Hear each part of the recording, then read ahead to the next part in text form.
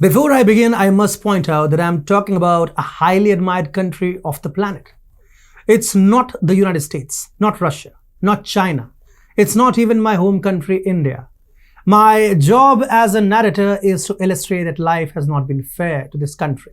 For example, it has worked tirelessly for decades to stay in top 5 economies of the world, despite 2 major setbacks. But the truth is, whenever it rains, its powerful and rich friends get the tent, and it gets soaked to the bones. The country is, of course, Germany. Hi and welcome to TFIGlobal, the foreign affairs and geopolitical analysis arm of the TFI media group.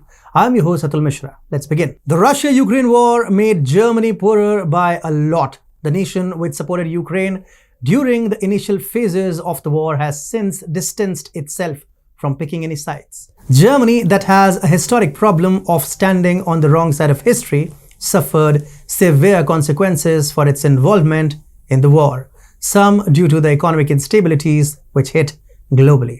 Majorly, it was its excessive dependence on Russia for natural gas which caused it severe problems. Hence, it is no surprise that the recent skirmishes between Taiwan and China have only added to Germany's fears of a repetition of its situation with Russia.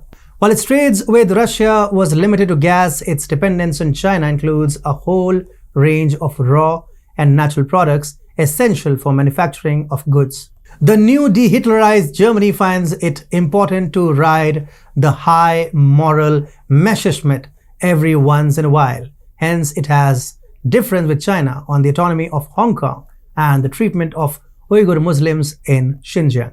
Previously, when China's President Xi Jinping invited European leaders to visit, Olaf Scholz, Chancellor of Germany and a patient of stay on the wrong side of history syndrome, accepted the invitation. This created domestic problems in Germany for Scholz's coalition government.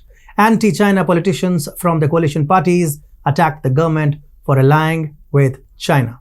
Germany's apparent closeness with China has also cast suspicion over its honesty in relations with the US and other European counterparts. Let me be clear, I believe everything I see happening in Germany. And if you remember anything I say today, remember this: every single thing we see about Germany in movies is real. Now, Olaf Scholz's government, in a bid to curb tensions at home and abroad, is trying to create distance from the Dragon Nation. Move ahead, take a wrong turn, take a U-turn and get lost. Leben ist kein Ponyhof. Life is no pony farm. Now, Germany is preparing to toughen its China policy in key areas like trade and technology as a part of a broader hardening of European powers' approaches to Beijing. According to officials who are familiar with the paper, some of the more drastic recommendations include restricting investments in China and requiring the government to monitor German businesses that rely excessively on China for their operations. The goal is to lessen China's influence in the German business scene over time.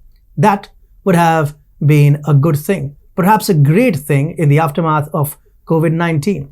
But a gasless Germany can't invite the wrath of the paper dragon. Delivering a speech about Germany is a great responsibility, or so I thought until I cast my mind back to some of its previous mistakes. Reflecting on their past mistakes has helped me enormously in narrating this one, because it turns out that I can't remember a single time when the Germans said this to themselves: this time we won't